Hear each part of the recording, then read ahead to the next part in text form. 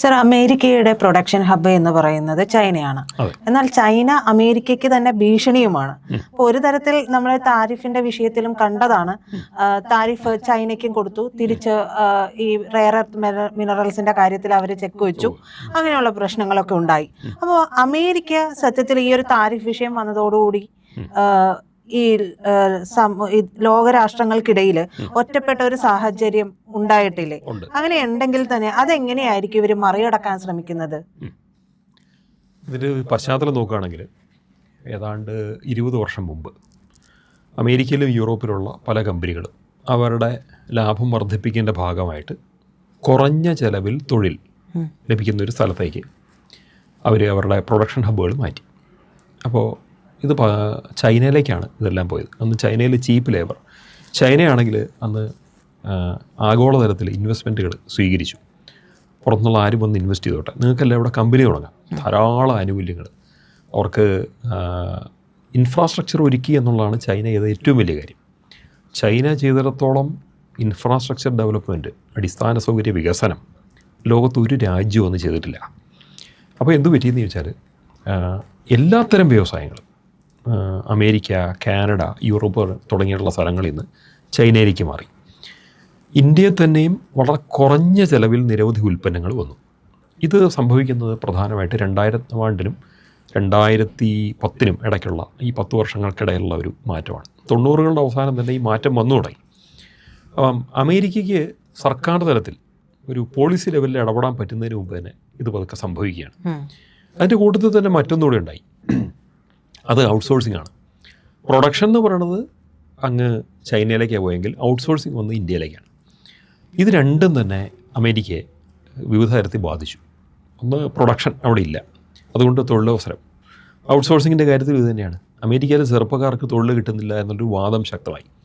പ്രൊഡക്ഷൻ്റെ കാര്യത്തിൽ നേരിട്ട് അമേരിക്കക്കാർ ഇറങ്ങിയില്ലെങ്കിലും ഇന്ത്യക്കെതിരെ അന്നൊരു മൂവ്മെൻറ്റ്, പ്രത്യേകിച്ച് ഒബാമ അമേരിക്കൻ പ്രസിഡൻ്റ് ആവണ സമയത്ത്, അദ്ദേഹത്തിൻ്റെ ഇലക്ഷൻ പറഞ്ഞിരുന്ന സമയത്ത് ഒബാമ തന്നെ ഇൻഡയറക്റ്റ്ലി ഇന്ത്യക്കെതിരെയുള്ള വെറുപ്പ് അവിടെ ഊതിക്കത്തിച്ചിരുന്നു. അപ്പോൾ അദ്ദേഹത്തിൻ്റെ ഇലക്ഷൻ പ്രചരണങ്ങളിൽ അമേരിക്കൻ ചെറുപ്പക്കാർ ഒരു ടീഷർട്ട് ഇട്ടുകൊണ്ട് നടക്കണ്ടായിരുന്നു. Because of an Indian in Bangalore I lost my job എന്ന് പ്രിൻ്റ് ചെയ്തിരിക്കുന്ന ടീഷർട്ടുകൾ, ഇങ്ങനത്തെ ഒരു അവസ്ഥ. അപ്പോൾ ആദ്യഘട്ടത്തിൽ ഇതിനെ നേരിടാൻ ഒബാമയാണ് ഒരു വഴി നോക്കിയത്. പ്രൊഡക്ഷൻ ഹബ്ബ് മാറ്റാനൊന്നും പുള്ളി നോക്കിയില്ല, പക്ഷേ ഔട്ട്സോഴ്സിങ് നിർത്താൻ പറഞ്ഞു. എന്നിട്ട് കമ്പനികൾക്കുള്ള പാക്കേജുകൾ പ്രഖ്യാപിച്ചപ്പം ഇന്ത്യക്ക് ഔട്ട്സോഴ്സ് ചെയ്യരുത്, ഇല്ല വേറെ ഇങ്ങോട്ട് ഔട്ട്സോഴ്സ് ചെയ്ത് ആ വർക്കെല്ലാം അവിടെ ചെയ്യാം. അപ്പോൾ സോഫ്റ്റ്വെയർ മേഖലയിലാണ് പ്രധാനമായിട്ടും അവർക്ക് അത് വന്നത്. പക്ഷേ ഇതിൻ്റെ രണ്ടാം ഘട്ടം വന്നപ്പോഴത്തേക്കും അത് അമേരിക്കയ്ക്ക് സത്യം പറഞ്ഞാൽ ഇടപെടാൻ തന്നെ വളരെ ബുദ്ധിമുട്ടായിരുന്നു. കാരണം പ്രൊഡക്ഷൻ എന്ന് പറയുന്നത് വലിയൊരു കാര്യമാണ്, സോഫ്റ്റ്വെയറിന് അപ്പുറത്തേക്കും പോകുന്ന വേറൊരു കാര്യമാണ്. നിരവധി ഉൽപ്പന്നങ്ങൾ, ഇതിൻ്റെ പ്രൊഡക്ഷൻ നിൽക്കാനും പറ്റത്തില്ല. കാരണം അമേരിക്കയ്ക്ക് നിത്യേന ആവശ്യമുള്ള സാധനങ്ങൾ വന്നുകൊണ്ടിരിക്കുകയാണ് ചൈനയിൽ നിന്ന്. അതിലേറ്റവും പ്രധാനം ഒന്നാണ് മൊബൈൽ ഫോൺ. ആദ്യകാലത്ത് അമേരിക്കയിലായിരുന്നുവെങ്കിൽ പിന്നീട് ചൈനയിലാണ് മൊബൈൽ ഫോൺസ്. ഞാനൊക്കെ ഗവേഷണ സമയത്ത് ഞങ്ങൾക്ക് വിദേശത്ത് നിന്ന് പല കെമിക്കലും വാങ്ങേണ്ടി വരും.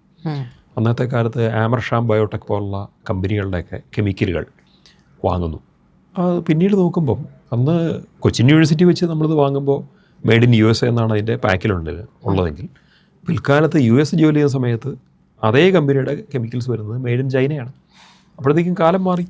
ഇത് എല്ലാ രംഗത്തും, അതായത് കെമിക്കൽസ് ആവട്ടെ, യന്ത്രഭാഗങ്ങളാവട്ടെ, ഭക്ഷ്യോൽപ്പന്നങ്ങളാവട്ടെ, അതുപോലെ മൊബൈൽ ഫോണുകളാവട്ടെ, ഇങ്ങനെ പലതിൻ്റെയും കാര്യത്തിൽ ചൈന ഏറ്റെടുത്തു. പക്ഷേ ഇന്ന് അത് അമേരിക്കയ്ക്ക് രാഷ്ട്രീയ ഭീഷണി ആയി മാറിയെന്നൊരു സിറ്റുവേഷൻ കാണുകയാണ്. അമേരിക്ക ഉദ്ദേശിക്കുന്ന തരത്തിൽ ലോകത്തെ നിയന്ത്രിക്കാൻ പറ്റുന്നില്ല.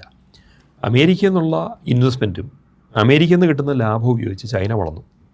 ലോകമാസകലം ചൈന അവരുടെ ചീപ്പ് ലേബറും ഉൽപ്പന്നങ്ങളും ഇറക്കിയിട്ട് ചൈന വല്ലാണ്ട് വളർന്നു. സാമ്പത്തിക ശക്തി എന്നുള്ളതിലേക്ക് അമേരിക്ക കഴിഞ്ഞ അടുത്ത സാമ്പത്തിക ശക്തി ചൈനയാണ്. യൂറോപ്യൻ സാമ്പത്തിക ശക്തികളെയും ജപ്പാനെയൊക്കെ മറികടന്ന് ചൈന വളർന്നു. അവർ തമ്മിൽ ഒരു കൂടി വന്നാൽ 6 ട്രില്യൻ്റെ 8 ട്രില്യൻ്റെ ഡിഫറൻസേ ഉണ്ടാവുള്ളൂ. ഇത്രയും വലിയ വളർച്ച ചൈന വന്നപ്പം അവർ സൈനികമായിട്ട് വളർന്നിരിക്കുന്നു. സൈനികമായിട്ട് റഷ്യയുടെ ഒപ്പമാണ് നിൽക്കുന്നത്. അമേരിക്ക ഭയപ്പെട്ടിരുന്ന ഒരു രാഷ്ട്രീയ സമവാക്യ മാറ്റം ഇന്ത്യയും റഷ്യയും ചൈനയും ഒരുമിക്കുന്നു എന്നുള്ള വരെ സംഭവിച്ചു കഴിഞ്ഞു. ഇനി അമേരിക്ക മാറി ചിന്തിച്ചേ പറ്റുള്ളൂ. അതുകൊണ്ട് അമേരിക്ക ഒരു പുതിയ മൂവ്മെൻ്റ് എടുത്തിരിക്കുകയാണ്. എന്താണത്? അത് അമേരിക്ക പുതിയൊരു പ്രൊഡക്ഷൻ ഹബ്ബ് വളർത്തിയെടുക്കുന്നു. അമേരിക്കയുടെ തൊട്ട അയലോക്കത്ത് കിടക്കുന്ന മെക്സിക്കോയാണ് അതിനായിട്ട് മാറ്റുന്നത്. ഇതിന് പുറകിൽ അമേരിക്കയും കാനഡയും മെക്സിക്കോയും തമ്മിൽ ഒപ്പുവെച്ചിരിക്കുന്ന ഒരു ത്രികക്ഷി വ്യാപാര കരാറാണ്. അത് USMCA എന്നോ മറ്റാണ് അതിനെ വിളിക്കുന്നത്. ആ കരാർ യുണൈറ്റഡ് സ്റ്റേറ്റ്സും മെക്സിക്കോയും കാനഡയും ഉൾപ്പെടുന്ന ഒരു വ്യാപാര കരാർ. ഈ കരാറിൻ്റെ ബേസിൽ കാനഡയിലെയും അമേരിക്കയ്ക്കും ഈ രണ്ട് രാജ്യങ്ങൾക്കും ആവശ്യമുള്ള ഉൽപ്പന്നങ്ങൾ മെക്സിക്കോയിൽ നിർമ്മിക്കുന്നു. ഇതിന് നിയർ ഷോറിംഗ് എന്ന് പറയും. ഈ പ്രക്രിയ നിയർ ഷോറിംഗ്, അത് അടുത്തുള്ള ഷോർ തീരമാണല്ലോ, തൊട്ടടുത്ത തീരത്ത് ഉൽപ്പാദിപ്പിക്കുക. മറ്റേത് വളരെ ദൂരത്തുള്ള ഏഷ്യയെ കിടക്കുന്ന അങ്ങ് അകലെയാണ് ചൈന. അവിടുന്ന് സാധനങ്ങൾ ഉണ്ടാക്കി ഷിപ്പ് ചെയ്ത് വന്നെങ്കിൽ സമയമെടുക്കും, ദിവസങ്ങളെടുക്കും, ഒരു മാസത്തിൽ കൂടുതലെടുത്തെന്ന് വരാം. അങ്ങനെയൊക്കെയാണ്. ഇതങ്ങനല്ല, തൊട്ടടുത്ത്. അതായത് അമേരിക്കയുടെ അയൽ രാജ്യമാണ് മെക്സിക്കോ. ഒരു അമേരിക്കക്കാരന് കാറ് ഡ്രൈവ് ചെയ്ത് മെക്സിക്കോയിലേക്ക് പോകാം, അല്ലെങ്കിൽ ഫ്ലൈറ്റിലാണെങ്കിൽ വെറും ഒരു 2 മണിക്കൂർ കൊണ്ട് മെക്സിക്കോ പോയി ലാൻഡ് ചെയ്യാം. അമേരിക്കൻ വ്യവസായികൾക്ക് വളരെ അടുത്ത്, ടൈം സോൺ ഡിഫറൻസ് ഇല്ല. അമേരിക്കയിൽ നിന്ന് പറന്ന് ചൈന വരുമ്പോഴത്തേക്ക് വേറെ ടൈം സോണാണ്, 12 മണിക്കൂറിൻ്റെ ഡിഫറൻസ് അവിടെയുണ്ട്. ജെറ്റ് ലാഗ് പോലുള്ള വിഷയങ്ങളുണ്ടാവും, ഭാഷാ പ്രശ്നമുണ്ട്, എല്ലാം ഉണ്ട്. മെക്സിക്കോയിൽ എന്ന് പറഞ്ഞാൽ കുറേയൊക്കെ ഇംഗ്ലീഷും പിന്നെ സ്പാനിഷാണ് അവിടെ പ്രധാനമായിട്ട്. അമേരിക്കക്കാർക്ക് കുറച്ചുകൂടെ ഹാൻഡിൽ ചെയ്യാവുന്ന ഒന്നായിരിക്കും സ്പാനിഷ്. പക്ഷേ ഇത്രയും നാളായിട്ട് ചൈനയെ ഉപയോഗിച്ചു കൊണ്ടിരുന്ന, അല്ലെങ്കിൽ ചൈനയുടെ ആ ഒരു ശേഷി, വിഭവശേഷി അല്ലെങ്കിൽ ആ ഒരു പ്രൊഡക്ഷൻ അതൊക്കെ ഉപയോഗിച്ചുകൊണ്ടിരുന്ന സ്ഥലത്ത് നിന്ന് ഇത്രയും വലിയൊരു, എന്തായാലും പോകുന്നത് വലിയൊരു കോടിക്കണക്കിന് രൂപയുടെ ബിസിനസ് ആയിരിക്കും നഷ്ടം ഉണ്ടാവും. ഒറ്റയടിക്ക് മാറ്റാൻ പറ്റില്ല. കാരണം എന്താണെന്ന് വെച്ചാൽ ഒറ്റയടിക്ക് മാറ്റിയത് ഫെയിലാവും. ചൈന ചെയ്ത പോലെ ഇൻഫ്രാസ്ട്രക്ചർ ഡെവലപ്പ് ചെയ്യാൻ മെക്സിക്കോയ്ക്ക് പറ്റൂല, ഇല്ലെങ്കിൽ സമയമെടുക്കും. അതിന് US-ൻ്റെ ഇൻവെസ്റ്റ്മെൻറ്റ്സ് വേണ്ടി വരും. ഇതൊന്ന് അത് അവർ ചെയ്യുമെന്നാണ് തോന്നുന്നത്. ഇപ്പോൾ ഇതിനിടയ്ക്ക് എന്ത് പറ്റിയെന്ന് വെച്ചാൽ രാഷ്ട്രീയമായിട്ട് അവർ ഒന്നാണ് എന്ന് കാണിക്കാൻ വേണ്ടി ഇന്ത്യക്ക് മേൽ അമേരിക്ക ചെയ്ത പോലെ തന്നെ നമുക്ക് നേരെ താരിഫ് അടിച്ചു വെച്ചാൽ മെക്സിക്കോ 50% വരെ താരിഫ് ചില ഉൽപ്പന്നങ്ങൾക്ക് മെക്സിക്കോ നമുക്ക് അടിച്ചു തന്നിട്ടുണ്ട്. അപ്പോൾ ഇത്രയും നാളത് ഉണ്ടായിട്ടുണ്ട്, മുമ്പുണ്ടായിരുന്നില്ല. നമുക്ക് വലിയൊരു കയറ്റുമതി മെക്സിക്കോയിലേക്ക് ഉണ്ടായിരുന്നു. അതിന് വിഘാതം വരുന്ന തരത്തിലുള്ള, വിഘാതം വരില്ല, അത് വേറെ കാര്യം. പക്ഷേ അത്തരത്തിലുള്ള ആക്ഷൻ അമേരിക്ക ലോകത്തെ എല്ലാ രാജ്യങ്ങളും പറയുന്നുണ്ട്, ഇന്ത്യക്കെതിരെ താരിഫ് ചുമത്തു എന്ന്. ആരും കേൾക്കുന്നില്ല. പകരം പലരും ഇന്ത്യക്കെതിരെ താരിഫില്ലാത്ത സ്വന്തം വ്യാപാര കരാറാണ് ഉപയോഗിക്കുന്നത്. പക്ഷേ മെക്സിക്കോ താരിഫ് അടിച്ചു. എന്തുകൊണ്ട് എന്ന് ചോദിച്ചാൽ അമേരിക്ക പ്രൊഡക്ഷൻ ഹബ്ബായിട്ട് മെക്സിക്കോ വളർത്തിയെടുക്കുകയാണ്, അമേരിക്കയും കാനഡയും കൂടി. ഈ രണ്ട് രാജ്യങ്ങളും, ഇത് രണ്ടും വെള്ളക്കാരുടെ, യൂറോപ്യൻസിൻ്റെ രാജ്യങ്ങളാണ്. അങ്ങ് കിടക്കുന്നത് അമേരിക്ക ഭൂഖണ്ഡത്തിലാണെന്ന് മാത്രമേ ഉള്ളൂ. എൻ്റെ നോർത്ത് അമേരിക്കയാണ് ഇത് മൂന്നും. വാസ്തവം പറഞ്ഞാൽ മെക്സിക്കോയും US-ഉം കാനഡയും തന്നെ അമേരിക്കയുടെ ഉത്തര അമേരിക്ക ഭൂഖണ്ഡത്തിൻ്റെ ഭാഗമാണ്. അവിടെ ഒരു പ്രത്യേക തരം കൂട്ടുകെട്ട് രൂപപ്പെടുകയാണ്. ഇതിൽ കൂടി ലാറ്റിൻ അമേരിക്കയെ സ്വാധീനിക്കാൻ അമേരിക്ക ഒരു പുതിയ ശ്രമം നടത്തുന്നു എന്നൊരു രാഷ്ട്രീയമായിട്ടുള്ള നീക്കം കൂടിയുണ്ട്. വെനസ്വേലയിലെ നേതാവിനെ അവിടെ നിന്ന് പിടിച്ചിറക്കി വിട്ടിട്ട് അവരെ രാഷ്ട്രീയമായിട്ട് സ്വാധീനിക്കാൻ നോക്കുകയാണ്. മെഡറോ ഇറങ്ങേണ്ടി വന്നാൽ പിന്നെ കയറാൻ പോകുന്ന ആൾ ഉറപ്പായിട്ടും അമേരിക്കൻ പക്ഷപാതിയായിരിക്കും. മെക്സിക്കോ ഓൾറെഡി അമേരിക്കയുടെ പക്ഷത്ത് നിൽക്കുകയാണ്. അങ്ങനെ ഒരു ലാറ്റിൻ അമേരിക്കൻ കൂട്ടുകെട്ട് അമേരിക്ക അനുകൂലമായിട്ട്, സാംസ്കാരികമായിട്ട് അമേരിക്കയ്ക്ക് വളരെ ഓക്കെയാണ്. കാരണം എന്ന് വെച്ചാൽ ക്രിസ്തീയ രാഷ്ട്രങ്ങളാണ് ഇതെല്ലാം. മറ്റൊന്ന് ടൈം സോൺ സെയിമാണ്, ഭാഷാ പ്രശ്നം വലിയ കാര്യമായിട്ടില്ല. അവിടെയുള്ള ജനത എന്ന് പറയുന്നത് വലിയൊരു ശതമാനം മെക്സിക്കോക്കാർ അമേരിക്ക ജോലിയുണ്ട്, ഇല്ലീഗലായിട്ട് തന്നെ ഉണ്ട്. ഈ ഇല്ലീഗൽ പ്രശ്നം കൊണ്ട് ഒഴിവാക്കാൻ പറ്റും. എന്താണെന്ന് ചോദിച്ചാൽ നിരവധി തൊഴിലുകൾ മെക്സിക്കോയിൽ ഉണ്ടാക്കുകയാണെങ്കിൽ ഇവർ തൊഴിലിനായിട്ട് അവിടെ നിന്നുള്ളൂല്ലോ. ഈ അതിർത്തി കടന്ന് ഇപ്പോൾ വന്ന് അമേരിക്ക പ്രശ്നം ഉണ്ടാക്കുന്ന സംഭവം ഉണ്ടാവില്ല. അതിർത്തി കടന്ന് വരുമ്പോൾ 2 വലിയ പ്രശ്നങ്ങളാണ്. ഒന്ന് ഇല്ലീഗൽ ഇമിഗ്രൻസിൻ്റെ വരവ്, 2 മയക്കുമരുന്ന്, 3 ഈ വരുന്ന വിഭാഗത്തിൽപ്പെട്ടവരുടെ ബാക്ക്ഗ്രൗണ്ടിൽ ഒത്തിരി ക്രിമിനൽ ബാക്ക്ഗ്രൗണ്ട് ഉള്ളവരുണ്ട്. അതുകൊണ്ട് തന്നെ അമേരിക്കയിലുള്ള ക്രിമിനൽ പ്രോബ്ലംസ് പറയുമ്പോഴേ ആലോചിച്ചത് മെക്സിക്കോ മയക്കുമരുന്നിൻ്റെ ഒരു ആണ്. മെക്സിക്കോയും ലാറ്റിൻ അമേരിക്ക രാജ്യങ്ങളും മയക്കുമരുന്നിൻ്റെയും കുറ്റകൃത്യങ്ങളുടെയും കേന്ദ്രങ്ങളും കൂടിയാണ്. അവിടത്തേക്ക് പലപ്പോഴും ആരോപണം ഉന്നയിച്ചിട്ടുണ്ട് ട്രംപ് ഏറ്റവും കൂടുതൽ മെക്സിക്കോക്കാർ ഇങ്ങോട്ട് വരാതിരിക്കാനാണ് നോക്കുന്നത്. പക്ഷേ ബൈഡൻ്റെ കാലത്ത് തന്നെ തുടങ്ങി വെച്ച ഈ പ്രക്രിയ ഇപ്പം ട്രംപ് ഒന്നുകൂടെ ഊർജിതമായിട്ട് മുന്നോട്ട് കൊണ്ടുപോകുക. ട്രംപ് പറയുന്നതിനെ നടക്കാൻ സഹായിക്കുന്നുള്ളതാണ് അതിൻ്റെ ഗുണം, ട്രംപ് കാണുന്ന ഗുണം. കാരണം തൊഴിൽ മെക്സിക്കോയിലാണെങ്കിൽ പിന്നെ എന്തിനാവുന്ന അമേരിക്ക വരണം. കാരണം അവർ ഇവിടെ ജീവിക്കാൻ ബുദ്ധിമുട്ടായതുകൊണ്ടാണല്ലോ ഇപ്പോഴത്തേക്ക് തന്നെ. അവരുടെ ഇൻഫ്രാസ്ട്രക്ചർ ഡെവലപ്മെൻറ്റ് ഉണ്ടാവണം, കുറ്റകൃത്യങ്ങൾ കുറയണം, തൊഴിൽ വേണം. ഇത് 3 അവിടെ നിന്നുള്ളൂ.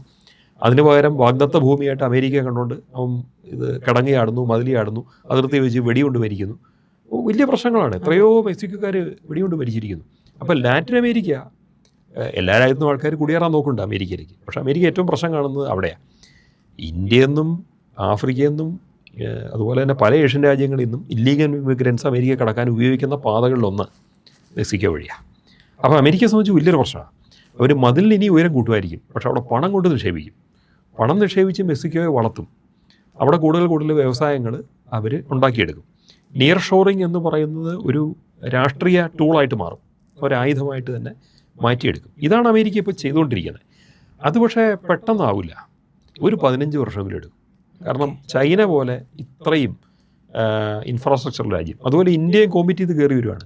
ഇതൊരു ചൈനയോട് മാത്രമല്ല മെക്സിക്കോയ്ക്ക് കോമ്പീറ്റ് ചെയ്യേണ്ടത്, ഇന്ത്യയോടും കൂടിയാണ്. കാരണം നോക്കൂ, ഇവിടെ എത്ര മൊബൈൽ ഫോൺ കമ്പനികൾ ഇപ്പോൾ വന്നു കഴിഞ്ഞു.